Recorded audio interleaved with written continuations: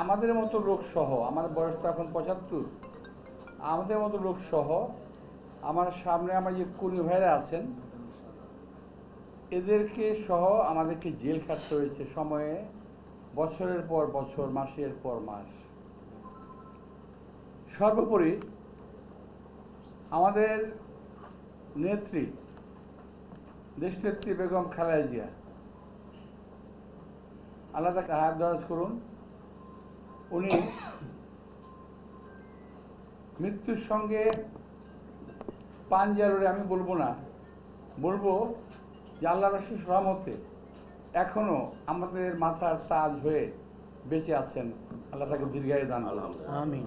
আমাদের দেশের যে বর্তমান অবস্থাটা, নির্বাচন, সংস্কার, আমরা সংস্কারও চাই, আমরা নির্বাচনও চাই। কোন সংস্কারটা চাই?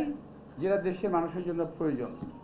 অপ্রয়োজনীয় সংস্কার যেটা আরও বিপদ ডেকে আনবে, এমন সংস্কার আমাদের প্রয়োজন নাই, যেটা বিপদ ডেকে আনবে।